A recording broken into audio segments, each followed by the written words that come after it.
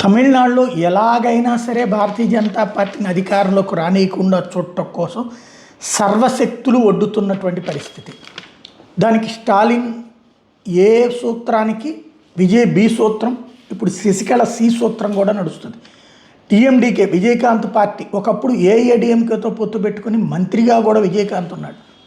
అట్లాంటి డిఎండికే ఇప్పుడు స్టాలిన్తో కలిసింది. ఎందుకంటే బీజేపీ అధికారంలోకి రాకూడదు, ఏఐఏడిఎంకే బీజేపీ కలిసినాయి కాబట్టి ఆ కూటమి అధికారంలోకి రాకూడదని. అట్లాగే టీవీకే పార్టీ పెట్టినటువంటి విజయ్ తను అధికారంలోకి రావాలని ఎంతైతే బలంగా కోరుకుంటున్నాడో అంతకంటే బలంగా బీజేపీతో కూడినటువంటి ఏఐఏడిఎంకే అధికారంలోకి రాకూడదని కోరుకుంటున్నాడు. అందుకని ప్రభుత్వ వ్యతిరేక ఓటు చీల్చే దాని మీద సీరియస్గా కాన్సన్ట్రేట్ చేస్తున్నాడు. తన పాజిటివ్ ఓటు కంటే కూడా ప్రభుత్వ వ్యతిరేక ఓటు ఏఐఏడిఎంకే కూటమి వైపుకి వెళ్లకుండా తన వైపుకి అట్రాక్ట్ చేసుకునే ప్రయత్నం చేస్తున్నాడు. ఇది అతని వైపు నుంచి నడుస్తుంది. ఇప్పుడు జయలలిత నెచ్చెలిగా ముద్రపడ్డటువంటి శశికళ తాజాగా ఏకంగా ఒక పార్టీ పెట్టేసింది. అప్పట్లో శశికళ చావు 6 నెలల పాటు ఆసుపత్రిలో ఉన్నప్పుడంతా కనీసం పెద్ద పెద్ద నాయకులు వెంకయ్యనాయుడు గారితో సహా ఎవరిని లోపలికి వెళ్ళి చూడనియలేదు. డాక్టర్లను కూడా ఆమె ఏం చెప్తే అదే డాక్టర్లు చెప్పినటువంటి పరిస్థితి.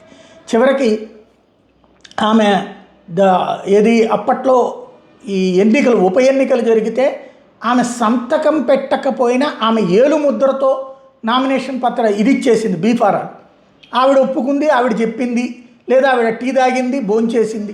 ఇలాంటి సొల్లి కబుర్లు ప్రపంచానికి చెప్పి ఆవిడ ఆస్తులంతా తన హస్తగతం చేసుకుని పావు వంతు మాత్రమే మిగిల్చి, అది కూడా గత్యంతరం లేని పరిస్థితుల్లో మోడీ ఇంటర్ఫీర్ అయ్యాక మాత్రం వదిలేసి మిగతాదంతా దోచుకున్నది ఎవరైనా ఉన్నారు అంటే ఆమె. ఇప్పుడు శశికళకి సంబంధించి ఒక కొత్త పార్టీ పెట్టింది వాళ్ళ. జయలలిత, అన్నాదురై కి సంబంధించినటువంటి ఫోటోలతో పాటుగా ఎంజీఆర్ ఫోటోలు, ఈ 3 ఫోటోల్ని పెట్టుకుంది. నలుపు, తెలుపు, ఎరుపు జెండాతో ఒక కొత్త, అంటే ప్రభుత్వ వ్యతిరేక ఓటు ఆమె కూడా చీల్చే ప్రయత్నం చేస్తుంది అన్నమాట. తద్వారా స్టాలిన్ అధికారంలోకి తీసుకురావడానికి సర్వశక్తులు ఒడ్డుతున్నటువంటి పరిస్థితి అయితే ఉంది. మరి ఏం జరుగుతుందో చూడాలి.